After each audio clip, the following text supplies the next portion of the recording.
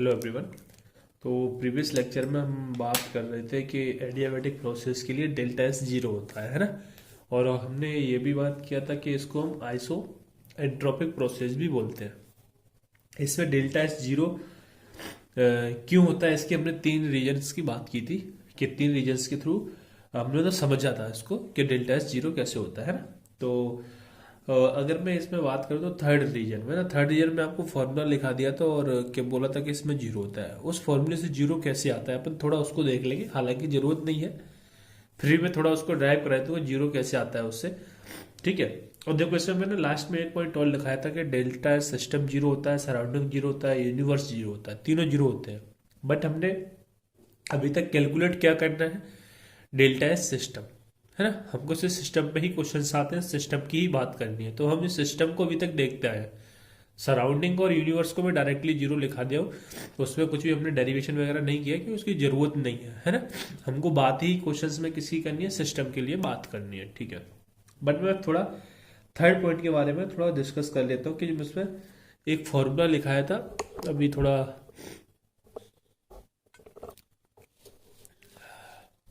Third point है ना, उसमें मैं आपको फॉर्मूला क्या लिखाया था कि इसमें अगर आप टी वी की power gamma minus one equal to के ले लेते हो, पहली बात तो ये फॉर्मूला सिर्फ एडियाबेटिक प्रोसेस के लिए ही एप्लीकेबल है, ये केवल एडियाबेटिक प्रोसेस पर ही लगता है, ठीक है।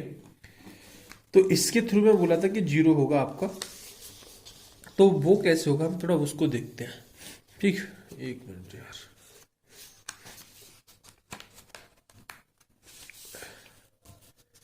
तो देखिए, तो इसमें हमने यहां से एक वैल्यू निकाल ली थी कि T two upon T one equal to V one upon V two की पावर गामा माइनस वन, ठीक है। ये हमने निकाल लिया था। इसमें ये कैसे निकाला था, P B equal to N I T से आएगा, और या फिर बोलो ये कांस्टेंट है तो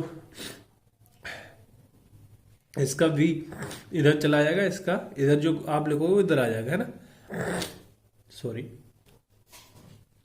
ठीक है। तो इससे हम क्या करेंगे, ये वैल्यू हमने निकाल ली थी, ठीक है। इतना तो मैं आपको कल करा दिया था। अब इसमें करना क्या था, जैसे आपने जो फर्स्ट केस लिखा था, ये फॉर्मूला लिखा था ना फर्स्ट केस में, N C V L N of T two by T one, जरूरत नहीं है फिर से बोल रहा हूं, बस थोड़ा इसको देख लो कैसे आता है।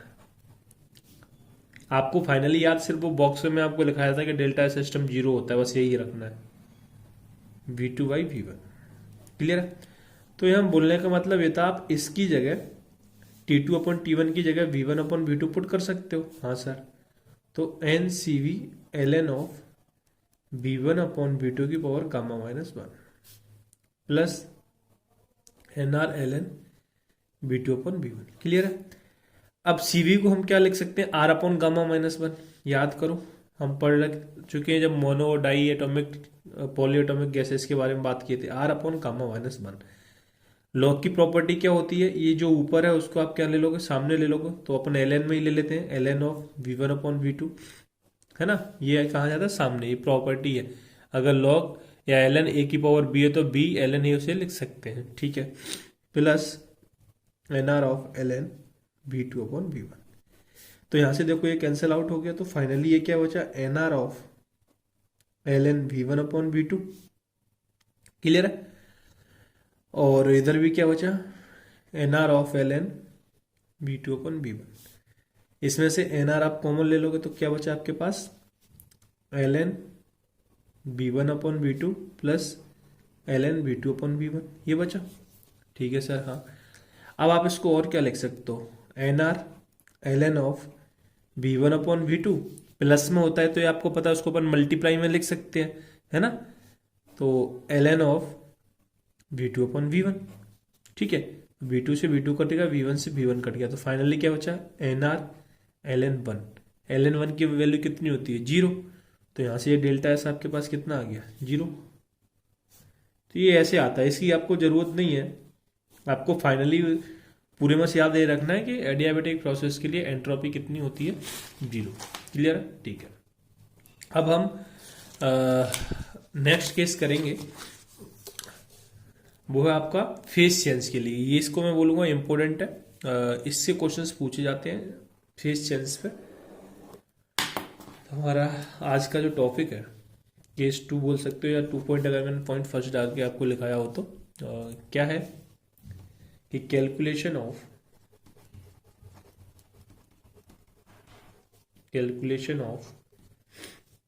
Delta S of phase change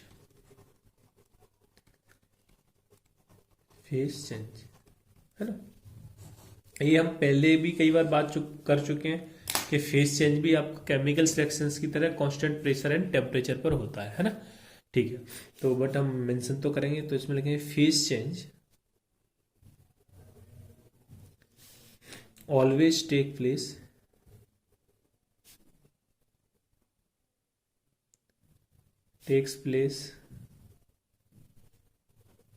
at constant pressure and temperature.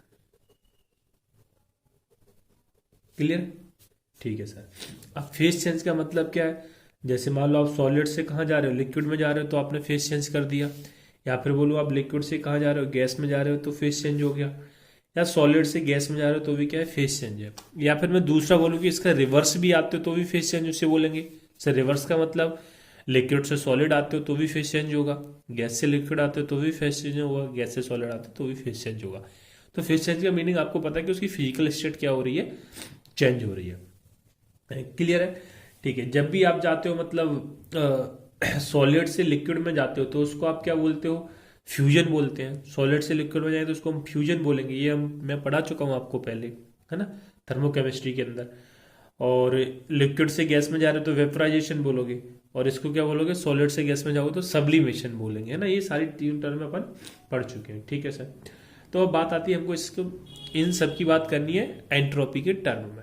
ठीक है, तो एंट्रोपी का अगर जनरल फॉर्मूले की हम बात करें, जो स्टार्टिंग में मैं आपको बताया था, वो क्या होता है, D Q by T. Clear है? तो यहां से अब आपने बोला ये फेज चेंज है वो कांस्टेंट टेम्परेचर पे हो रहा है, तो क्या हम टेम्परेचर को अब इससे बाहर लिख सकते हैं? बिल्कुल लिख सकते हैं। तो डी क्यू बाई टी को अब अपन क्या करेंगे, इंटीग्रेशन सिंबल के बाहर रख लेंगे, क्योंकि वो तो क्या है, आपका कांस्टेंट है। ठीक है। अब डी क्यू का इंटीग्रेशन क्या हो जाएगा, क्यू अपॉन टी। सेकेंड चीज और देखो सर, क्या कहां पर हो रही है, कांस्टेंट प्रेशर पे, तो क्या मैं इसको क्यू पी लिख सकता हूं? हाँ सर। अब आपको याद आ गया होगा कि एट कांस्टेंट प्रेशर जो हीट है वही आपका क्या होता है, एंथैल्पी होता है, यानी डेल्टा एच अपॉन टी। अपन इसको लिख सकते हैं फिर। एट कांस्टेंट प्रेशर हीट क्या होती है आपका, डेल्टा एच होती है, हम बात कर चुके हैं।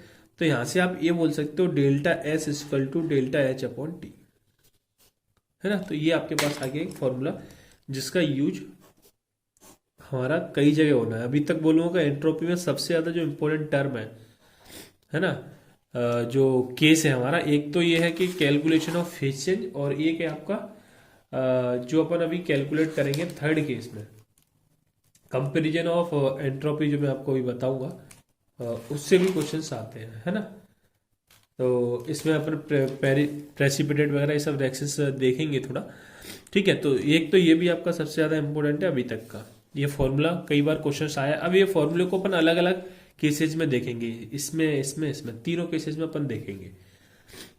कुछ फॉर्मूले में कुछ चेंज नहीं आना, जो प्रोसेस हो रही है बस उसका नाम आ जाएगा यहाँ, और कुछ नहीं होगा। Entropy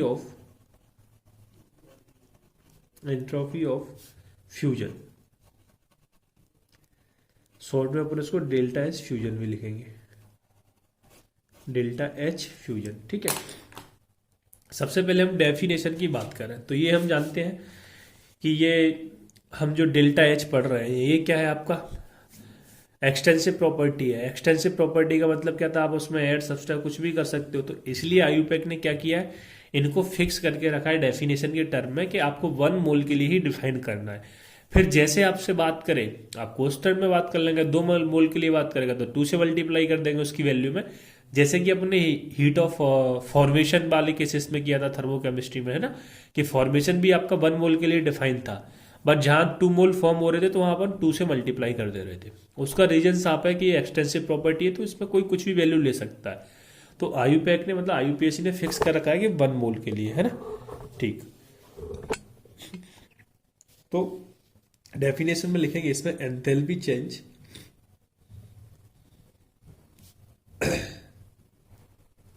enthalpy change when 1 mole of solid is converted into 1 mole of liquid at constant pressure and temperature. ठीक है, प्रेशर एंड टेम्परेचर, क्लियर है। तो उसको आप क्या बोलोगे, एंट्रोपी ऑफ फ्यूजन, है ना। मैं डेल्टा एच लिख दिया, एंट्रोपी है तो एस होगा ना, डेल्टा एस फ्यूजन एस, है ना। ठीक है, इसका मतलब क्या होगा, जैसे मान लो आपके पास कोई ये सॉलिड है, ये सॉलिड को आप कन्वर्ट कर दोगे किसमें, लिक्विड में, है ना। तो यहाँ पे जो क्यूपी होगा यानी हीट होगी, उसी को आप क्या बोलोगे, डेल्टा एच, क्या बोलोगे, डेल्टा एच फ्यूजन बोल रहे तो आप यहां भी क्या लिखोगे, फ्यूजन, ठीक है, कांस्टेंट प्रेशर पे। यानी कि इनडायरेक्टली बोलो, इसकी जो एंथैल्पी होगी वही आपका क्या है, उसे फ्यूजन लिख दोगे। जैसे यहाँ पर डेल्टा एच लिखा था, अभी आप फ्यूजन की बात कर रहे हो तो यहाँ फ्यूजन लिख दोगे, ठीक है। तो आप यहां से भी अब जो डेल्टा एच निकाला है वो किसका निकाला है, फ्यूजन का। तो delta H fusion equal to क्या हो जाएगा, delta H fusion upon temperature. इतनी सी बात है बस। ये फॉर्मूला देखो सेम है, बस जिस टर्म में जिस फेज में बात कर रहा है वो उसके नाम के साथ लग जाएगा, ठीक है। ठीक है सर। अच्छा, यहाँ पर टेम्परेचर क्या होगा, वैसे उसका मेल्टिंग पॉइंट होगा, क्योंकि आप उसे मेल्ट ही तो कर रहे हो, सॉलिड से लिक्विड में ले आ रहे हो, तो है ना, ठीक है। सेकंड है enthalpy of vaporisation, enthalpy of vaporisation, delta S vap, enthalpy of vaporisation. तो सेकंड अगर हम बात करें एंथैल्पी ऑफ वेपोराइजेशन की, तो फिर वही डेफिनेशन की बात आती है। तो अब डेफिनेशन सबकी सेम है, तो हम बार बार लिखेंगे नहीं, एक बार आपको सुना दे रहा हूँ, बस चेंज इतना आएगा कि इसमें अपन देखो, इसमें क्या कर रहे थे, enthalpy change when 1 mole of solid को कन्वर्ट कर रहे थे लिक्विड में। इसमें क्या करेंगे, enthalpy change when 1 mole of liquid, solid की जगह क्या आ जाएगा, liquid is converted into gas, किसमें, गैस में। लो, ये आपका क्या हो जाएगा, एंथैल्पी ऑफ वेपोराइजेशन। तो बार बार आप इस डेफिनेशन को नहीं लिखेंगे, आप चाहो तो लिख लो, मैं एक बार बोल दे रहा हूं, enthalpy change when 1 mole of liquid is converted into 1 mole of gas at constant pressure and temperature, है ना। तो आपका 1 मोल लिक्विड किस में कन्वर्ट होगा, गैस में। तो इसके लिए आप जो डेल्टा एच लिखोगे, सबसे पहले वो क्यूपी की बराबर होगा, ठीक है। तो आप यहाँ क्या लिख दोगे, वेपोराइजेशन, क्या लिख दोगे, वेपोराइजेशन, ठीक है। और टेम्परेचर अब क्या होगा, वेपोराइजेशन पे आप क्या बोलते हो, बॉइलिंग पॉइंट, वेपर फॉर्म में जाएगा, डेट मीन्स बॉइलिंग पॉइंट होना चाहिए, है ना। उतना टेम्परेचर तो होना चाहिए कि वो बॉइल कर पाए, जब तो वेपर फॉर्म में जाएगा, ठीक है। तो आप यहाँ से डेल्टा एस वेपोराइजेशन क्या लिख दोगे, delta H vaporisation upon temperature. इसमें से आपको कोई भी दो चीज दे रखी होगी, तीसरी निकालना है। बहुत सिंपल क्वेश्चंस आते हैं इस टॉपिक के ऊपर, ठीक है। हाँ, लास्ट है थर्ड पॉइंट। थर्ड पॉइंट की बात करते हैं एंट्रोपी ऑफ सब्लिमेशन। मैं यहाँ एंथैल्पी क्यों लिखता हूँ यार, क्या कर रहा हूँ, एंट्रोपी, एंट्रोपी की बात कर रहे हैं, एंट्रोपी ऑफ सब्लिमेशन। अब एंट्रोपी ऑफ सब्लिमेशन में भी आप क्या करते हो कि सॉलिड को कन्वर्ट कर रहे हो किसमें, गैस में, इसको आप सब्लिमेशन बोलते हो। तो डेफिनेशन में भी क्या लिखोगे, enthalpy change when, enthalpy change when 1 mole of solid is converted into 1 mole of gas at constant pressure and temperature is called enthalpy of sublimation eight constant pressure and temperature, ठीक है। तो definition same है, बस जो form को change कर रहे हो वो आ जाना है। तो इसमें आप क्या करोगे, ए कोई सॉलिड है उसको आप कन्वर्ट कर दोगे ए गैस में डायरेक्टली। तो इसमें अब जो हीट होगी वही क्या होगी आपकी एंथैल्पी ऑफ सब्लिमेशन, उसे एसयूवी लिख दे रहे हैं हम। ठीक है, अब यहाँ पे जो टेम्परेचर होगा वो आपका सब्लिमेशन का टेम्परेचर होगा, सब्लिमेशन टेम्परेचर। ठीक है सर, ओके। तो अब मैं यहां से इसका फॉर्मूला लिखूं, इधर लिख दे रहा हूं। तो आप क्या लिखोगे, अब delta S sublimation equal to delta H sublimation upon temperature, है ना। तो देखो फॉर्मूला तो एक ही है ऊपर वाला, बस जिस जिस प्रोसेस की वो बात कर रहा है आपने उस प्रोसेस में वो कंडीशंस रख दी। ठीक है, तो इतना क्लियर होता है। ठीक है, अब मैं इन तीनों चीज़ों को आपको एक ग्राफ के थ्रू समझने की कोशिश करें। तो ग्राफ में कैसे समझेंगे सर, कि जैसे मान लो मैंने एक ग्राफ प्लॉट किया, ये आपका क्या एंट्रोपी, एंट्रोपी। ठीक है, तो यहां से फर्स्ट, सेकंड, थर्ड। ठीक है, अब देखो मैं ये बोल देता हूं, ये आपकी सॉलिड लाइन है और ये आपकी लिक्विड लाइन है और ये आपकी गैस है। ठीक है, तो सबसे पहले हमने बात की थी एंट्रोपी ऑफ फ्यूजन। तो फ्यूजन का मतलब क्या, आप सॉलिड से लिक्विड जा रहे हो तो इसको आप क्या बोलोगे, एंट्रोपी ऑफ फ्यूजन। मतलब इसमें क्या हो रहा है, आपकी एंट्रोपी बढ़ रही है, देख रहे हो यहां से यहां जा रहा हो, समझ रहे हो ना कि सॉलिड से लिक्विड में जा रहा हो तो एंट्रोपी क्या हो रही है, इंक्रीज हो रही है। सेकेंड अपने पढ़ा था कि एंट्रोपी ऑफ वेपोराइजेशन। वेपोराइजेशन का मतलब क्या कि आप लिक्विड से गैस में जा रहे हो, तो इसमें भी आपकी एंट्रोपी क्या हो रही है, इंक्रीज हो रही है ना। एंट्रोपी इनका मतलब क्या था, बता चुका हूं पहले कि रेंडमनेस बढ़ रही है ना, मॉलिक्यूल्स दूर दूर जा रहे हैं। लेकिन अब बात ये आती है सर, दोनों में ही जब एंट्रोपी बढ़ रही है तो ज्यादा किस केसेज में बढ़ेगी। ठीक है, तो देखो ज्यादा बढ़ेगी आपकी जब लिक्विड से गैसेज में जाते हो। ये तो आप जानते हो ना कि सॉलिड से आप लिक्विड में जाओगे तो इतना चेंज उसके वॉल्यूम में नहीं आने वाला, रेंडमनेस इतनी ज्यादा नहीं आने वाली है। इसका मैं एक बार एग्जाम्पल भी दिया हूँ आपको प्रीवियस लेक्चर में ही, कि एक गिलास पानी लो, उसे रूम में फैला दो, सॉलिड मतलब आइस ले लो, सॉलिड ले लो, उसका लिक्विड बना लो, वो कितना वॉल्यूम ऑक्यूपाइड कर रहा है, और उसकी वेपर बना लो कितना ऑक्यूपाइड कर रहा है, उससे पता चल जाएगा। तो जिसके ज़्यादा वॉल्यूम ऑक्यूपाइड कर रहा है डेट मीन्स उसमें रेंडमनेस बढ़ रही है, उसके यानी कि उसके मॉलिक्यूल्स दूर दूर भाग रहे हैं, तो उसी को हमने क्या बोला था, एंट्रोपी। तो इस केस में आप देखो एंट्रोपी तो इंक्रीज हो रही है, यहाँ से यहाँ तक भी जाने में एंट्रोपी इंक्रीज हो रही है, बट आपकी ज्यादा एंट्रोपी इंक्रीज कब हो रही है, लिक्विड से गैसेस में जाने में। तो ये आपकी कौन सी एंट्रोपी है, delta H sublimate fusion, delta S fusion. ये कौन सी है, डेल्टा एस मतलब एंट्रोपी वेपोराइजेशन। बट आप ये लेते हो, हाँ इसलिए देखो मैंने इन दोनों लाइन के बीच में गैप और इसके बीच में गैप ज्यादा है, ऊपर वाले में गैप ज्यादा है, वो इसलिए मैं ज्यादा गैप लिया हूं जिससे कि आप इसको शो कर पा रहे हो कि यहाँ एंट्रोपी ज्यादा चेंज हो रहा है। और ये जो है यहाँ से यहाँ तक जब आप सॉलिड से गैस में जा रहे हो तो इसको हमने क्या बोला था, डेल्टा एस वेपोराइजेशन। ठीक है, तो आपको यहाँ से एक चीज समझ में आ रही होगी कि जो डेल्टा एस सब्लिमेशन है, यार क्या लिख रहा हूँ, क्या हो गया है, डेल्टा एस सब्लिमेशन। ठीक है, आप सॉलिड से गैसेस में जा रहे हो। ठीक है, तो आप यहां से क्या देख पा रहे हो कि यार सर जो सब्लिमेशन है वो तो इन दोनों के एडिशन के इक्वल है, आप यहां से यहां तक की ऐड कर दो, यहां से यहां तक की ऐड कर दो। हाँ, तो बस यही आपको फॉर्मूला बनाना था, डेल्टा एस सब्लिमेशन है उसको आप लिख सकते हो delta S vaporisation plus delta S fusion. अब इसमें भी कैसे क्वेश्चन आएगा, आपको कोई भी दो चीज दे देगा और तीसरी आपसे कैलकुलेट करा लेगा, है ना। तो इस टाइप के क्वेश्चंस इस पे भी आते हैं। देखो इस टॉपिक में कोई हार्ड क्वेश्चन नहीं आते, टॉपिक बहुत हार्ड है जैसे कि आपको स्टार्टिंग में बताया था, बट जब आप हायर एजुकेशन में जाते हो उस टाइम पे, बट अभी के लिए अपने सिलेबस में उसमें काफी इजी इजी चीजें है ना। तो आपको जितना बताया जा रहा है अगर आप इतना कर ले तो सारे क्वेश्चन आपसे फॉर्म हो जाएंगे। काफी सिंपल और छोटे छोटे क्वेश्चन आते हैं इसमें। ठीक है, जैसे अगर मैं कुछ क्वेश्चंस की बात करूं, फॉर रिएक्शन दिया आपको ए सॉलिड से ए लिक्विड, इसका डेल्टा एच दे रखा है आपको 30 किलोजूल पर मोल।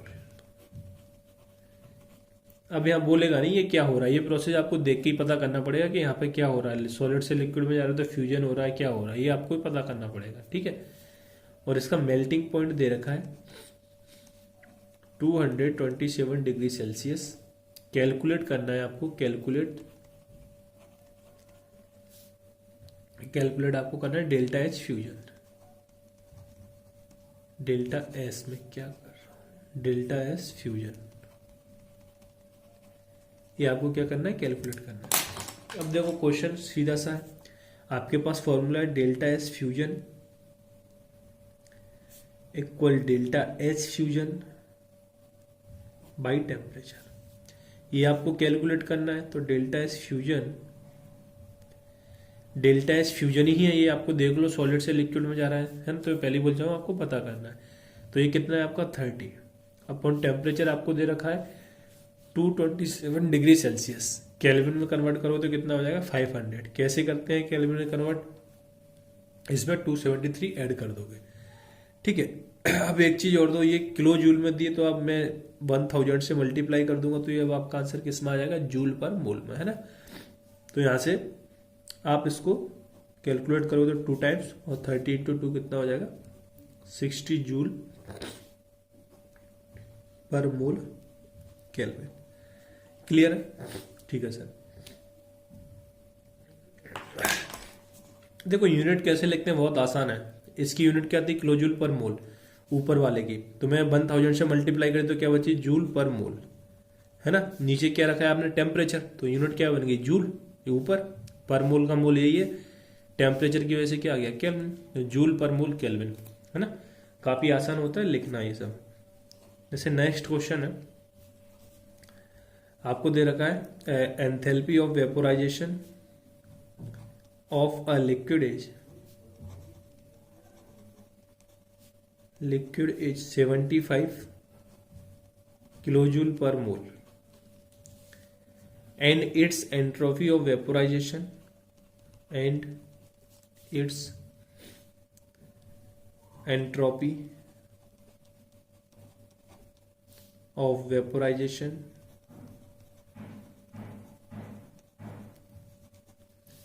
is 300 जूल किलोजूल पर मोल, है ना, किलोजूल पर मोल। आगे बोल रहा है calculate normal boiling point of liquid, normal boiling point of liquid, ठीक है। आपसे अब बॉइलिंग पॉइंट लिक्विड करा लिया, यानी कि आपसे अब क्या पूछ लिया, वो टेम्परेचर पूछ लिया। तो देखो इसमें भी ये तो आपका जेडब्ल्यू का प्रीवियस ईयर का ही क्वेश्चन है, तो इसमें आप वेपोराइजेशन बात करना है। तो पहले तो फॉर्मूला लिख लो, delta H vaporisation upon T, और ये हम बात कर चुके हैं टी बॉइलिंग पॉइंट वाला ही है। तो आपको एंट्रोपी दे रखी है 300, ठीक है सर, 300 इक्वल डेल्टा एच दे रखा है आपको 75, ठीक है 75 अपॉन टेम्परेचर आपको कैलकुलेट करना है, डेट इज टी, कितना टी, ठीक है। हाँ देखो यहाँ से कैलकुलेशन काफी छोटी आएगी, तो मैं इसे जूल में कन्वर्ट कर दे रहा हूँ ना, जिससे आपको थोड़ा यूनिट कन्वर्जन नहीं पता चला। यहाँ तो अब क्या दोनों की यूनिट सेम है, तो आपको कुछ नहीं करना, टी इधर ले जाना है, इससे डिवाइड कर दोगे, ठीक है, वैल्यू आ जाएगी। बट ऐसे मैं इसको जूल में दे रहा हूँ। अब देखो ये वाली यूनिट आपके पास जूल में, तो आप इसको भी क्या करोगे, अब जूल में कन्वर्ट करोगे। जूल में कन्वर्ट करने के लिए क्या करोगे, 10⁻³ मीन्स 1000 से मल्टीप्लाई करोगे, तो ये किलो जूल से किस में आ जाएगी, जूल में। समझ रहे हो ना, ठीक है। अगर मैं इसको सेम यूनिट रख दूं तो फिर इस क्वेश्चन में कुछ है ही नहीं, है ना, ठीक है। तो यहां से आप टेम्परेचर कैलकुलेट करोगे इधर, तो पहले आप क्या करो, इधर 20 से काट दो, तो 10 बचा इधर, 30 थी 1000, 3 से ये कितने जाएगा 25, तो टेम्परेचर कितना आ गया 250 केल्विन। आ गया कि नहीं आ गया, कैलकुलेशन भी आसान है, ठीक है सर। आपको अगर यही, ये तो आ गया केल्विन में, डिग्री सेल्सियस में पूछा होता तो कितना हो जाता, -23 डिग्री सेल्सियस, ठीक है। जब आप केल्विन में करने के लिए क्या करते हो, 273 से ऐड करते हो, है ना, डिग्री सेल्सियस से केल्विन में जाना होता है तो क्या करते हो, 273 ऐड करते हो।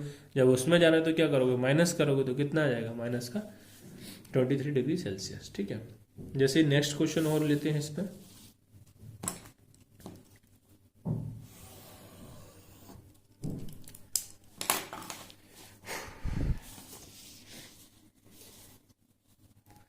जैसे नेक्स्ट क्वेश्चन है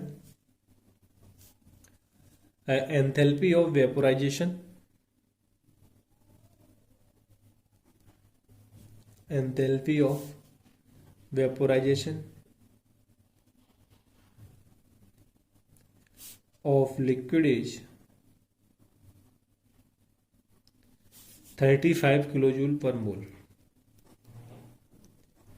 and its normal boiling point and its normal BP लिख दे रहा हूँ बॉइलिंग पॉइंट को, बॉइलिंग पॉइंट इज 350 केल्विन। आगे बोला है कैलकुलेट एंट्रोपी चेंज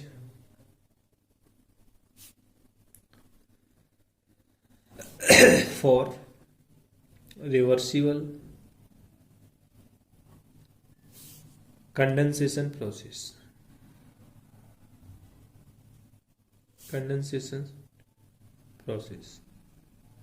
ठीक है, अब इसमें आपको क्या निकालना है, एंथैल्पी ऑफ वेपोराइजेशन आपको दे रखी है, नॉर्मल बॉइलिंग पॉइंट दे रखा है, कैलकुलेट करना है entropy change reversible condensation process के लिए। तो आप फॉर्मूला लगाओ delta S equal to delta H of vaporisation upon temperature.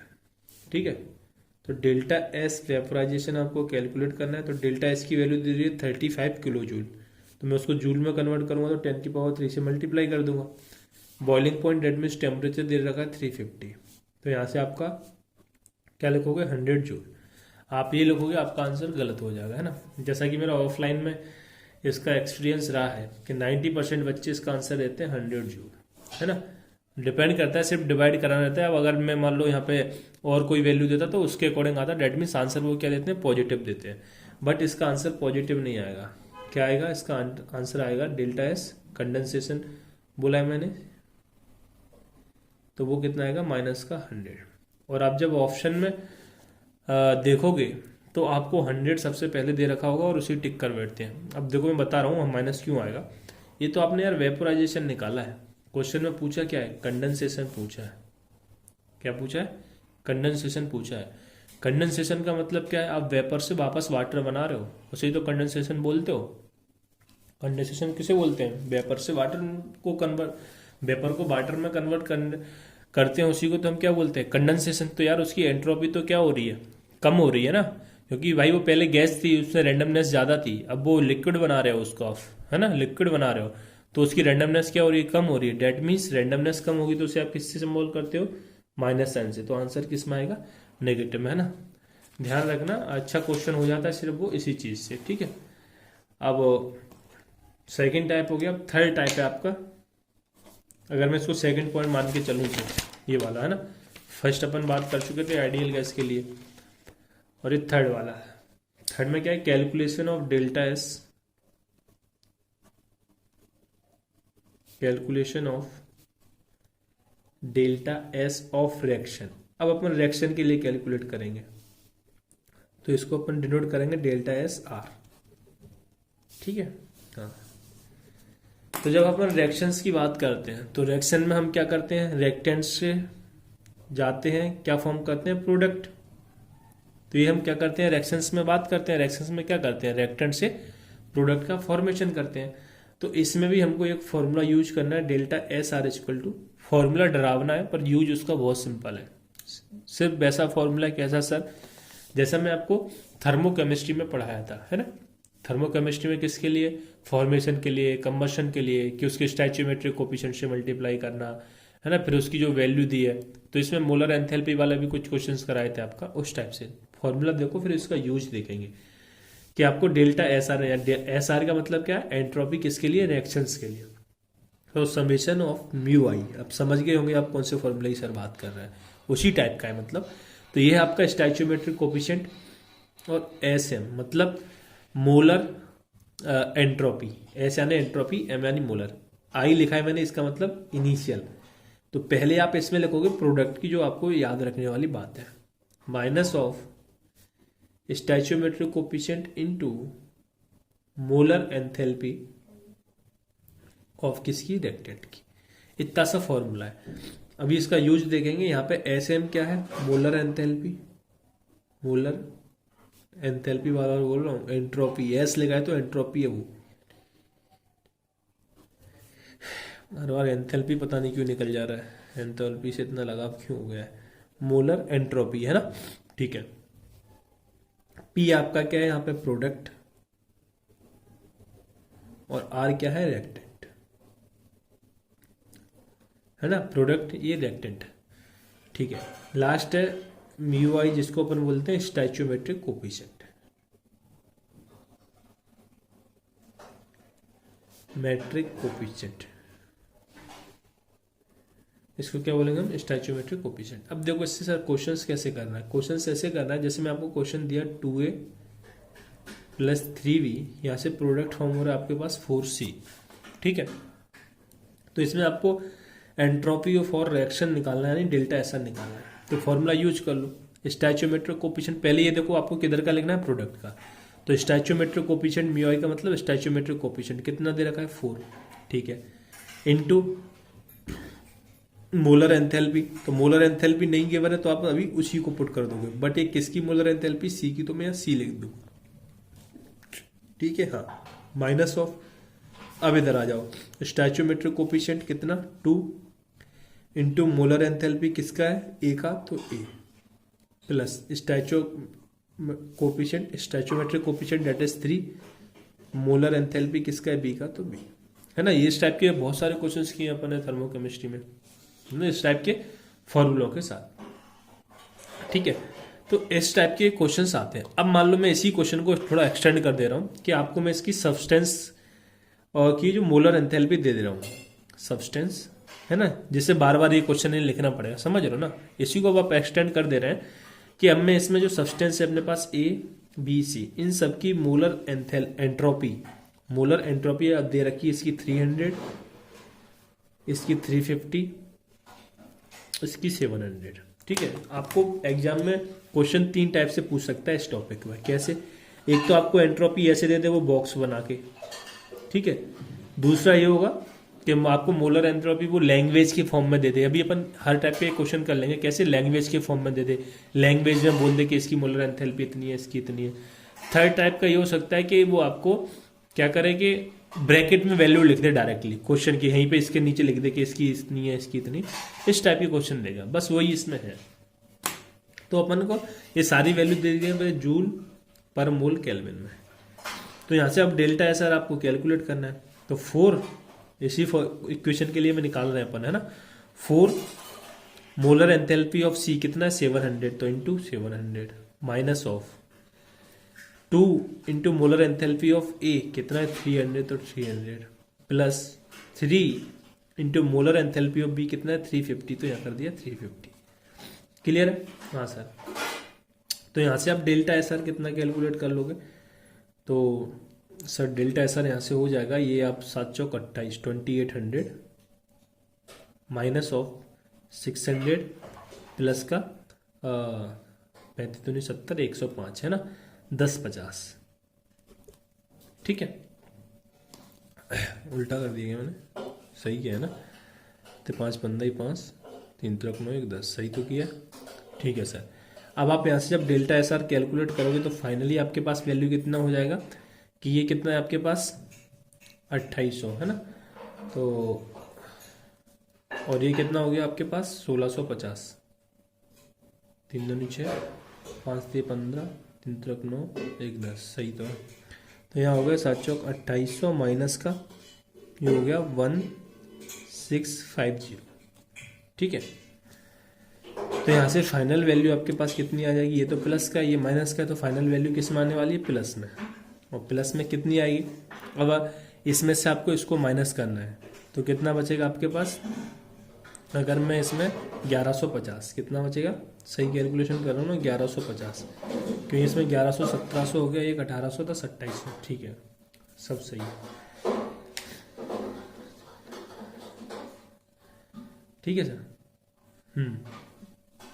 अब यहाँ से आपके पास ये डेल्टा एस आर आपने क्या किया, कैलकुलेट कर लिया, पॉजिटिव आ रहा है, यानी कि आपकी एंट्रोपी इंक्रीज हो रही है, क्लियर है। दूसरी चीज़ आप यहाँ पे ये भी याद रख सकते हो कि एंट्रोपी आपका क्या है, एक्सटेंसिव प्रॉपर्टी है। तो इसमें अगर मैं इसी क्वेश्चन के लिए बात कर रहा हूँ अभी, है ना, क्वेश्चन क्या था अभी ये कि 2a प्लस का 3b यहाँ से फॉर्म हो रहा था 4c, इसकी डेल्टा एस आर की वैल्यू भी हमने कैलकुलेट किया है, कितना आई है 1150, क्लियर है? इतनी आई है 1150। हाँ सर, जब यहाँ से आपने इसका कैलकुलेट कर लिया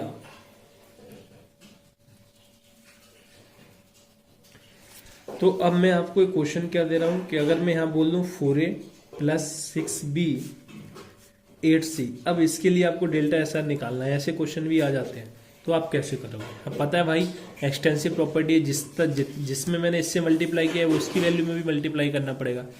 इस इक्वेशन को देखो मैंने क्या किया है, ऊपर वाले इक्वेशन में 2 से मल्टीप्लाई किया है, जब तो यहाँ 4 आया, यहाँ 6 आया, 8 आया, तो मतलब क्या हुआ, इसके डेल्टा एस आर के लिए मेरे को इसमें भी 2 से मल्टीप्लाई करना पड़ेगा, 2 इंटू 1150। तो यहाँ से आपके पास वैल्यू कितना आया, 11 दूनी 22 2300 है। तो डेल्टा एस आर कितना आ गया, 2300। ठीक है, तो इस टाइप के क्वेश्चंस भी आपसे आ सकते हैं। ठीक है, अब इसमें एक चीज बोल दे, जैसे अभी अपन ने मोलर एंथैल्पी बात की, तो वहां से अपन ने एंट्रोपी निकाली। अभी आपको क्या करें कि वो स्टैंडर्ड मोलर एंट्रोपी दे दे, क्या स्टैंडर्ड मोलर एंट्रोपी। तो जब वो स्टैंडर्ड मोलर एंट्रोपी देगा तो आपसे जो एंट्रोपी की वैल्यू कौन सी निकलेगी, स्टैंडर्ड। तो करना कुछ नहीं है, बस आपको पता है स्टैंडर्ड नाम के आगे आ गया तो बस उसमें नोट लग जाता है, ऊपर जीरो टाइप में लग जाता है, ये नोट बोलते हैं ना। ठीक है, तो यहां से आप बोलोगे स्टैंडर्ड एंट्रोपी है, तो ये स्टैंडर्ड एंट्रोपी निकलती कब है, पहले इसके लिखने का तरीका देख लो। एक तो ऐसे भी लिख सकते हैं और इसको कई जगह डेल्टा आर एस नोट ये भी लिखा हो सकता है, दोनों सही है। ठीक है, सॉरी। तो इसको हम बोलते हैं स्टैंडर्ड एंट्रोपी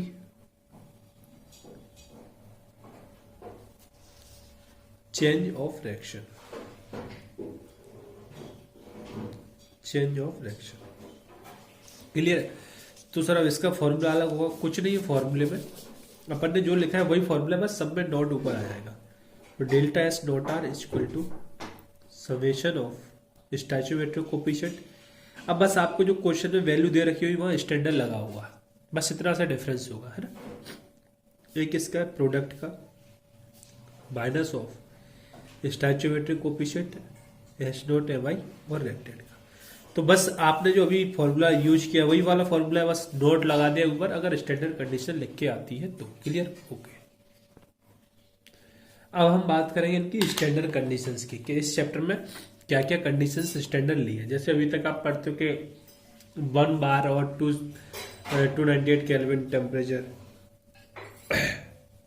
ये मतलब हर उसके लिए अपना हर चैप्टर के लिए स्टैंडर्ड कंडीशंस अलग अलग होती है। जैसे कि अपने इलेक्ट्रोकेमिस्ट्री में हाइड्रोजन स्टैंडर्ड लिया था, तो अपने बोला था वहाँ उसको 1 बार लिया था प्रेशर, है ना। टेम्परेचर आई थिंक 273 लिया था अपन ने वहाँ पे, है ना, वो कंफर्म याद नहीं है, 273 या 298 लिया था। तो उस चैप्टर के लिए वो वहाँ पर कंडीशंस थी जो स्टैंडर्ड कंडीशंस ली गई थी। अभी जो बात करेंगे वो इस चैप्टर के लिए स्टैंडर्ड कंडीशंस क्या ली गई है ना। और ये याद रखना आपको कंपलसरी है, नीट में पूछ लेता है, ये कंडीशन ही पूछ लेता है। तो स्टैंडर्ड कंडीशंस ऑफ थर्मोडायनेमिक्स,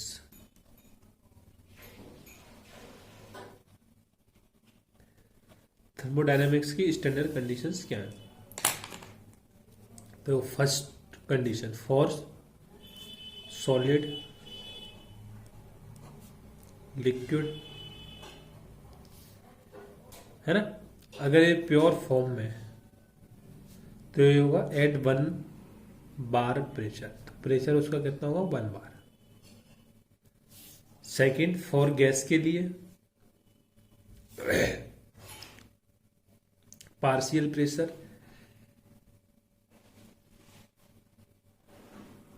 ये भी कितना होगा 1 बार। तो कुल मिला के याद रखना कि प्रेशर इसमें स्टैंडर्ड कितना ले गया 1 बार बस। अब ये तो वो कुछ भी तोड़ तोड़ के कितने भी पॉइंट अपन लिख सकते हैं उसमें, तो अभी बस लिक्विड के लिए और अलग बोल दिया तो एक पॉइंट और बन जाता है ना, जैसे मैं गैस के लिए लिख दिया। ठीक है, तो आपको बस याद रखना है इसमें जो आपका प्रेशर स्टैंडर्ड लिया गया वो कितना लिया गया 1 बार। ठीक है सर। थर्ड पॉइंट में फॉर सॉल्यूट इन सॉल्यूशन, यानी कि ये कंसेंट्रेशन हो गया सॉल्यूट इन सॉल्यूशन, तो ये कंसेंट्रेशन इसका लिया गया है 1 मोलर। कितना 1 मोलर। सॉल्यूट की जगह आयन से भी हो सकता है ना। तो आयंस का कंसंट्रेशन पूछे तो भी कितना 1 मोलर है ना। ठीक है सर, या बोले आयंस इन सॉल्यूशन तो कंसंट्रेशन कितना 1 मोलर। तो यानी कि आपको याद इतना सा रखना है कि प्रेशर इस चैप्टर के लिए 1 बार लिया गया है स्टैंडर्ड, कंसंट्रेशन 1 मोलर लिया गया है। और फोर्थ बात करेंगे टेम्परेचर की। तो टेम्परेचर में से कोई भी रिस्ट्रिक्शन नहीं है, टेम्परेचर इसमें कुछ भी फिक्स नहीं रखा है कि आप कितना ले लो, लेकिन टेम्परेचर मेंशन नहीं है तो आपको 298 केल्विन लेके ही चलना है ना। समझ रहे हो ना, जब टेम्परेचर मेंशन नहीं किया तो आपको लेके चलना है। तो टेम्परेचर में no restriction on temperature, but क्या, if temperature is not mention तो आपको कितना लेना है, टेम्परेचर 298 केल्विन लेके चलना है। ठीक है, ठीक है। जैसे मैं इसमें क्वेश्चंस की बात करता हूँ, जैसे मैं आपको बोल रहा हूँ 3 फॉर्म में क्वेश्चन पूछा जाता है। एक तो ऐसे बॉक्स के फॉर्म में आपको मोलर एंट्रोपी दे दी, दूसरा आपको लैंग्वेज के फॉर्म में भी दे सकता है। वो कैसे, ऐसे। तो यहाँ से जैसे कि हम बात कर रहे थे कि इसमें एक टाइप का क्वेश्चन और आ सकता है, मतलब 3 टाइप के। तो दूसरा कौन सा है, जैसे आपको दे देगा if standard molar enthalpy of H2Cl2 and HCl are 0.13, 0.22 and 0.19 kilojoule पर मोल केल्विन। यूनिट दे रखा है किलोजूल पर मोल केल्विन। आगे बोला है कैलकुलेट, देन कैलकुलेट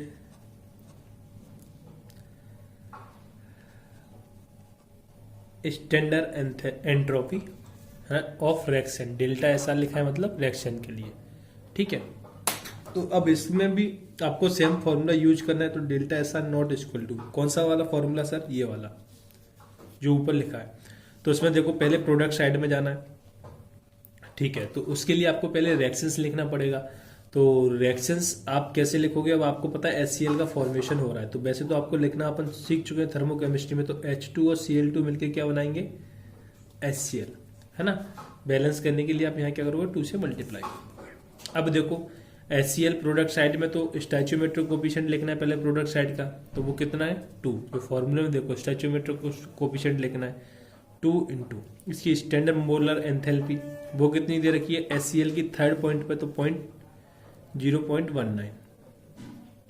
ठीक है, कितना 0.19 किलो। ये किलो जूल में दिया है, अपन जूल में पुट कर ले रहे हैं। तो मैं इसको 190 कर दूं किलो जूल में, आपको जूल में कन्वर्ट करना है। तो मैं इसको क्या लिख दे रहा हूँ, 190 लिख दे रहा हूँ, क्योंकि 1000 से मल्टीप्लाई करोगे तो सब में ही हो जाएगा।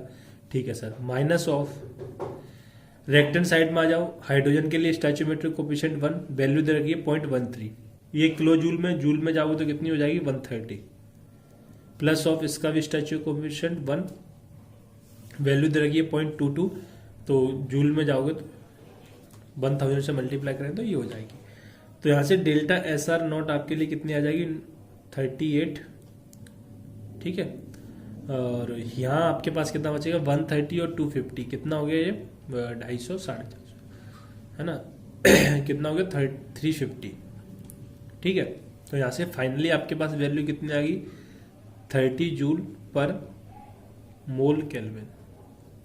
ठीक है, तो ये आपके पास क्या आ गई, फाइनल वैल्यू आ गई। किसमें, जूल में आई है। देखो यहाँ पे किलो जूल में था, क्योंकि अपन इनमें पहले ही 1000 से मल्टीप्लाई कर चुके हैं। ठीक है, अब देखो ये जूल पर मोल केल्विन लिखा है, इसका मतलब क्या, ये कितने मोल के लिए, 1 मोल के लिए। किसके 1 मोल, रिएक्शन के 1 मोल, है ना। ये मैं आपको थर्मोकेमिस्ट्री में भी कई बार बताई हूँ, रिएक्शन का 1 मोल होता है, रिएक्शन का 1 मोल होगा, है ना, उसके लिए वैल्यू आई है। ठीक है सर। अब मैं देख इसी क्वेश्चन में आपसे पूछूं अगर डेल्टा एनजी, चलो ठीक है उसकी आगे बात करेंगे। नेक्स्ट क्वेश्चन,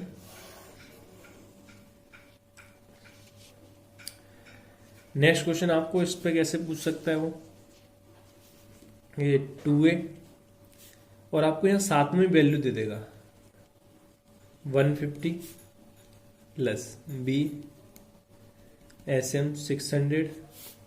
अब आप लोग खुद से सॉल्व करना स्टार्ट कर दोगे। 5C SM200 plus 3D SM आपको क्या करना है, कैलकुलेट करना है ना। और डेल्टा SR ऑफ लेक्सिस दे रखा है 2100। क्लियर है? ठीक है सर। अब क्या करना है, फॉर्मूला लगा दो। Delta SR equal to summation of stoichiometric coefficient into SM, किसका, प्रोडक्ट साइड का, minus summation of stoichiometric coefficient into SM of reactant side का। ठीक है, तो प्रोडक्ट साइड में कितना है 5C, तो 5 इंटू सी के लिए कितनी वैल्यू दे रखी है 200, प्लस और क्या है 3D, इसका तो आपको निकालना है, तो SM ऑफ D इसका तो कैलकुलेट करना है, माइनस रेक्टेंट साइड में आ जाओ 2A, 2 इंटू ए के लिए कितना दे रखा है SM की value, standard molar entropy 150, plus Bombay मतलब B का स्टैचोमेट्रिक कोफिशिएंट कितना है 1, इसके लिए स्टैंडर्ड मोलर एंट्रोपी कितनी दे रखी है 600। डेल्टा SR की वैल्यू क्वेश्चन में दे रखी है 2100। क्लियर है? हाँ सर। अब बस क्या है, इसको कैलकुलेट करना है आपको। तो यहाँ से कितना हो गया 2100, ये कितना हो गया 1000, 1000 प्लस का 3 of SM of D minus ये कितना हो गया 300 प्लस का 600 कितना हो गया माइनस का 900। तो यहाँ से 2100 इक्वल टू 1000 प्लस का 3 SM ऑफ D माइनस का 900। माइनस का 900 इधर आएगा तो किसका हो जाएगा प्लस का, तो 3000 इक्वल टू 1000 प्लस का 3 SM ऑफ D। 1000 इधर आएगा तो ये भी क्या हो जाएगा माइनस हो जाएगा। तो फाइनली आपके पास क्या बचेगा, जल्दी बोलो, 3 SM of D that is 2000। इधर जाएगा से माइनस कर देगा। आपको तो भाई वैल्यू किसकी निकालनी है, SM की निकालनी है ना। ये नहीं बोला सर यहाँ 3 लगा, ये तो रिएक्शंस का वैल्यू आपको ये ब्रैकेट में लिखा है ना। तो 3 SM की नहीं निकालनी है, सिर्फ SM की ऑफ दिल्ली के लिए निकालना है। तो 2000 डिवाइड बाई 3, तो ये आ गया आपके पास फाइनल आंसर। तो इस टाइप की 3 टाइप के क्वेश्चंस इस टॉपिक में बनते हैं, जो कि काफ़ी आसान भी है। ठीक है, ओके सर। अब हम इसमें नेक्स्ट बात करेंगे कंपैरिजन ऑफ एंट्रोपी, कि एंट्रोपी का हम कंपैरिजन कैसे करते हैं। ठीक है, जो नेक्स्ट है अपना इसमें 4th पॉइंट होगा वैसे तो कंपैरिजन ऑफ। तो देखो इस टाइप के क्वेश्चन आते हैं, काफी सिंपल सिंपल क्वेश्चन आते हैं इस टॉपिक पे, आप भी देख पा रहे होंगे। कंपैरिजन ऑफ एंट्रोपी, अगर हम एंट्रोपी के कंपैरिजन की बात करें तो सबसे पहले आता है आपका हीटिंग और कूलिंग इफेक्ट। हीटिंग और कूलिंग, हीट करने पर और कूल करने पर एंट्रोपी में क्या चेंज आता है। तो सबसे पहली बात हम बात करेंगे हीट की। हीट का मतलब क्या है, आप टेम्परेचर इंक्रीज करोगे। जब टेम्परेचर इंक्रीज कर रहे हो इसका मतलब क्या होता है, उसके मॉलिक्यूल्स क्या होंगे, दूर दूर भागते हैं। मतलब ये हुआ कि रैंडमनेस क्या होगी, रैंडमनेस क्या होगी, इंक्रीज होगी। और रैंडमनेस इंक्रीज होने को हम क्या बोलते हैं, एंट्रोपी बोलते हैं। मतलब एंट्रोपी क्या होगी, आपकी इंक्रीज होगी। समझ गए ना। तो ये कुछ टाइप के क्वेश्चंस भी पूछे जाते हैं कि अगर टेम्परेचर बढ़ा रहे हो तो क्या होगा, रैंडमनेस बढ़ेगी, रैंडमनेस बढ़ने से क्या होगा, एंट्रोपी बढ़ेगी। समझ रहे हो, टेम्परेचर आपने किसी भी चीज़ को दिया, जैसे वाटर का ही एग्जाम्पल सबसे अच्छा है, तो उसमें क्या होगा, वो गैसेस फॉर्म में कन्वर्ट होने लगता है, तो रैंडमनेस बढ़ती है, एंट्रोपी बढ़ रही है। रैंडमनेस को ही हमने एंट्रोपी बोला था, तो एंट्रोपी क्या होगी, बढ़ेगी। अगर आप टेम्परेचर डिक्रीज करते हो तो रैंडमनेस क्या होगी, कम हो जाएगी। किसकी रैंडमनेस, जिस भी सब्सटेंस की या मॉलिक्यूल्स की आप बात कर रहे हैं ना। तो रैंडमनेस बोलूँ या रैंडम मोशन बोलूँ, जो भी लिखो, या रैंडमनेस ऊपर लिखा है तो यहाँ भी लिखो। और रैंडमनेस क्या हो जाएगी, डिक्रीज हो जाएगी। मतलब जो मूवमेंट ऑफ पार्टिकल्स है किसी भी सब्सटेंस का, टेम्परेचर कम करने पर क्या हुआ, कम हो जाएगा। जैसे वाटर को अपने फ्रिज में रख दिया, समझ रहे ना, कुछ भी चीज़ ठंडा कर दो तो रैंडमनेस कम हो जाएगी, मतलब एंट्रोपी क्या हो जाएगी, कम हो जाएगी। नेक्स्ट है आइडियल गैस के लिए सेकेंड, इसी के अंदर इसको ए मान लेते हैं, फिर इसको बी मान लेंगे। Ideal gas changing it's state, changing it's state. इसमें क्या फर्क पड़ने वाला है? तो देखो सबसे पहले आप ये देख लो, फॉर्मूला अपने इसके लिए ड्राइव कर चुके हैं डेल्टा एस का।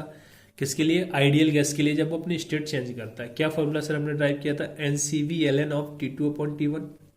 आज भी मैं स्टार्टिंग में इस फॉर्मूले का यूज बताया था, plus NR of LN V2 upon V1। ठीक है, तो ये चेंज स्टेट कर रहा है, और चेंज स्टेट में भी हमको देखना है आइसोथर्मल एक्सपेंशन के लिए। इसके लिए isothermal expansion of gas. Isothermal expansion of gas की बात कर रहा है, तो सबसे पहले आइसोथर्मल बोल दिया तो टेम्परेचर तो क्या हो गया? कांस्टेंट हो गया, मतलब ये वाली टर्म तो आपकी जीरो हो जाएगी। दूसरी बात, एक्सपेंशन बोला है, तो एक्सपेंशन का मतलब क्या है? वॉल्यूम इंक्रीज होगा। ये सब टर्म मैं आपको पहले ही समझा चुका हूँ, एक्सपेंशन, कंप्रेशन, तो बार बार अपन उन पर डिस्कस नहीं करेंगे, है ना, क्योंकि वो तो कई बार अपन यूज कर सके, चैप्टर स्टार्ट ही वहां से किया था। तो अपने क्या किया? एक्सपेंशन में क्या होगा? वॉल्यूम बढ़ेगा। वॉल्यूम बढ़ेगा मतलब V2 की वैल्यू बढ़ेगी। V2 की वैल्यू बढ़ेगी मतलब LN की वैल्यू जितनी बढ़ती जाएगी तो ओवरऑल डेल्टा एस की वैल्यू क्या होगी? हाँ जल्दी बोलो, इंक्रीज होगी। मतलब ये हुआ, जब वॉल्यूम बढ़ेगा तो डेल्टा एस क्या होगा? पॉजिटिव होगा। और डेल्टा एस पॉजिटिव का मतलब क्या है? रेंडमनेस आपकी क्या हो जाएगी? इंक्रीज हो जाएगी। ठीक है, ओके सर, हुआ इतना क्लियर? हुआ क्लियर? ठीक है।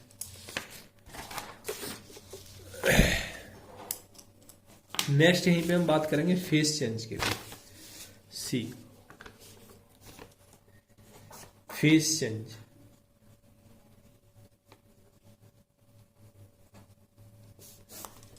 फेस चेंज में क्या है सर? फेस चेंज में जैसे आपके पास सॉलिड है, मैंने 3 सिस्टम ले लिए मान लो, या कंटेनर ले लिए, जो भी मानो।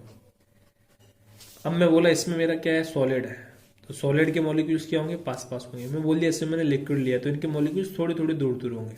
अब मैं बोल दिया इसमें गैस लिया है मैंने, तो गैस तो क्या करेगी पता है? पूरे कंटेनर को जिसमें भी रखा है उसको ऑक्यूपाई कर लेगी। तो ये आपका सॉलिड है, ये लिक्विड है, और ये गैस है। तो अब आप इसमें से देख के बता सकते हो एंट्रोपी किसकी ज्यादा है। रेंडमनेस सबसे ज्यादा किसमें दिख रही है? गैस में। उसके बाद किसमें? लिक्विड में। और इस तो पैक्ड है, सॉलिड फॉर्म तो पैक है ना, तो इसमें रेंडमनेस कम है। तो रेंडमनेस की अगर मैं बात करूं, रेंडमनेस, तो रेंडमनेस सबसे कम किसकी है? सॉलिड की। फिर उससे ज्यादा किसकी है? लिक्विड की। सबसे ज्यादा किसकी है? गैस की। तो ये पता है रेंडमनेस के डायरेक्टली प्रोपोर्शनल है कौन? एंट्रोपी। क्योंकि हम एंट्रोपी का मीनिंग ही बोल चुके हैं कि एंट्रोपी ज्यादा क्या है? रेंडमनेस फॉर्म है किसी भी सब्सटेंस की। एंट्रोपी, एंट्रोपी की भी अब बात करें तो क्या हो जाएगा? सॉलिड की सबसे कम, फिर लिक्विड की, फिर गैस की। समझ गया ना? ये सारी चीजें पहले अपन को कहीं ना कहीं पढ़ चुके हैं ना इसी चैप्टर में, इसलिए थोड़ा ऐसे कर रहे हैं अपन। बट अब सॉलिड में 2 चीज बन जाती है, याद करो 2 चीज क्या बनेगी सॉलिड स्टेट को? सॉलिड में 2 चीज बनती है आपका, क्रिस्टलाइन सॉलिड और अमॉर्फस सॉलिड। एक तो क्रिस्टलाइन सॉलिड बनता है, दूसरा बनता है अमॉर्फस सॉलिड। कौन सा? Amorphous solid. ठीक है, तो अगर हम यहाँ पे बात करें तो अब थोड़ा याद करो सॉलिड स्टेट में क्या पड़ा था। क्रिस्टलाइन सॉलिड आपके क्या होते थे? जल्दी से बोलो। एक ऑर्डर्ड फॉर्म में होते थे, है ना, और वेल अरेंज फॉर्म होती थी उनकी, है ना। और ट्रू सॉलिड बोला था हमने क्रिस्टलाइन सॉलिड को। अमॉर्फस सॉलिड को क्या बोला था? ये रैंडम फॉर्म में होते हैं, है ना, शॉर्ट रेंज ऑर्डर के होते हैं। समझ में आ गया? तो यानी कि उसमें रैंडमनेस पहले से आ गई अमॉर्फस में। तो जब सॉलिड में भी आपसे कंपैरिजन करवाए तो क्रिस्टलाइन सॉलिड से रैंडम एंट्रोपी किसकी ज्यादा होगी? अमॉर्फस सॉलिड की।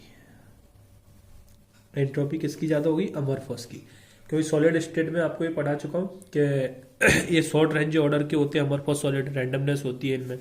जबकि ये क्रिस्टलाइन सॉलिड कैसे होते हैं? रेंज ऑर्डर के होते हैं, और एक ट्रू सॉलिड होते हैं, और ये वेल पैक्ड होंगे एज कम्पेयर टू इसके। तो एंट्रोपी तो क्या है? रैंडमनेस ज्यादा होगी, उसकी एंट्रोपी ज्यादा होगी, यानी कि फ्रीडम।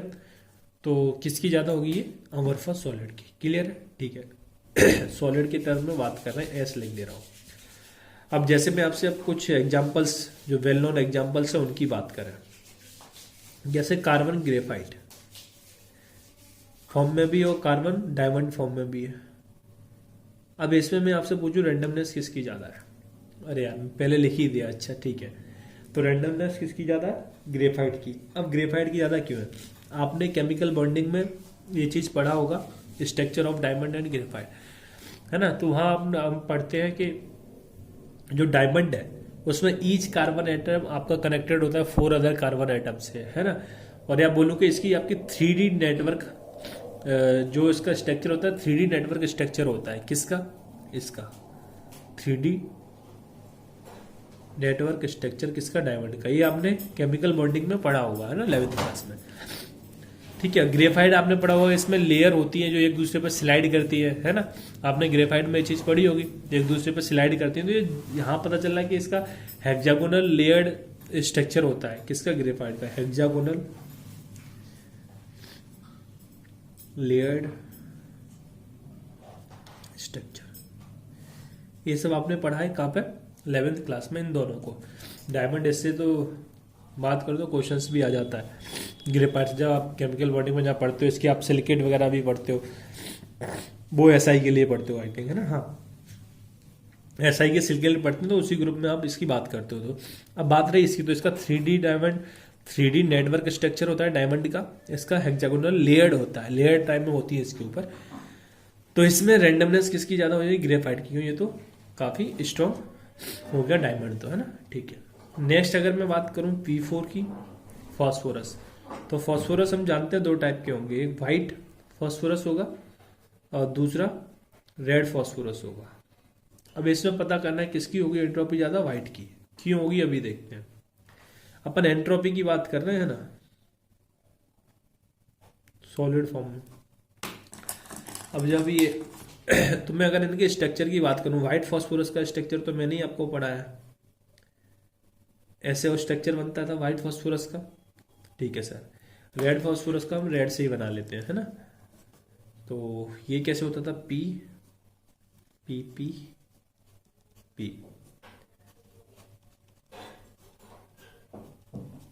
यहाँ फ्री वैलेंसी, यहाँ फ्री वैलेंसी, है ना। और ये टच होता था।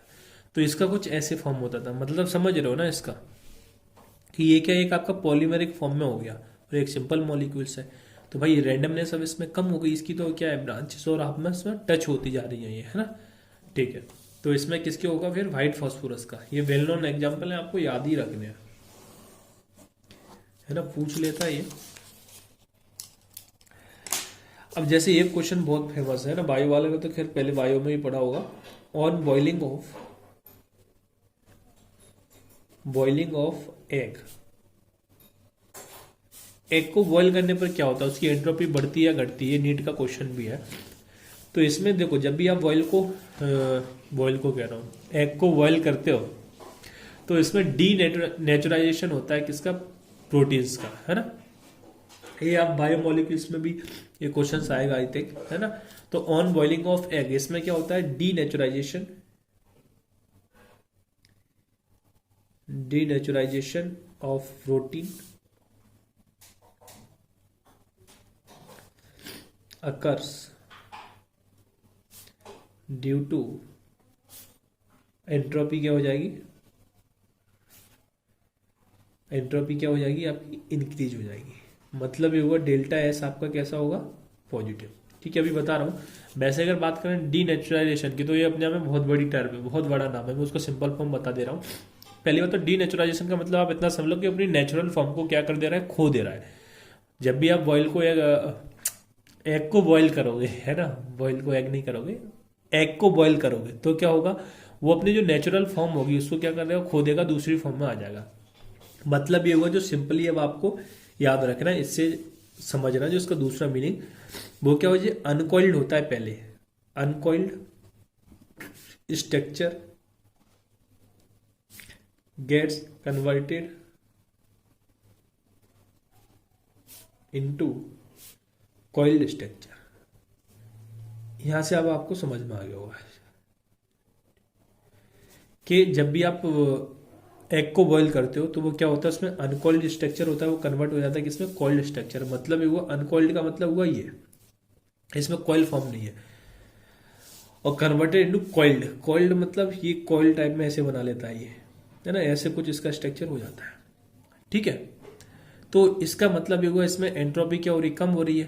अब कैसे सर, आप देख लो अभी इसमें एक फॉर्म थी, मैं बोलो कम हो रही है, एंट्रोपी क्या हो रही है इसकी बढ़ रही है, कम नहीं होगी। क्यों?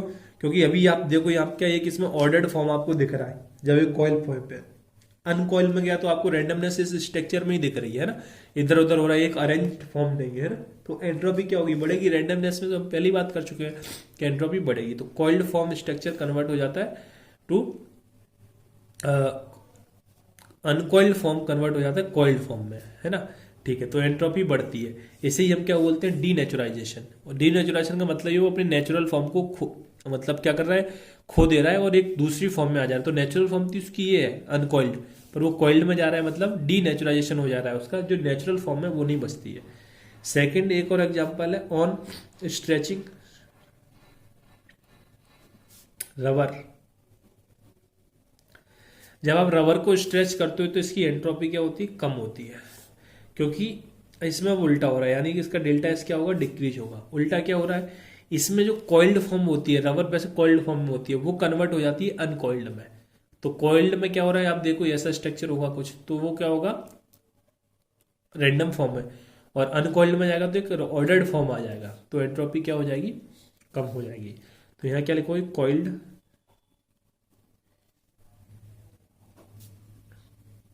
Coiled structure will become uncoiled.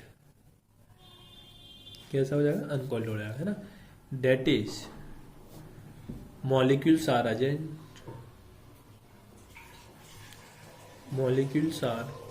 Arranged more orderly.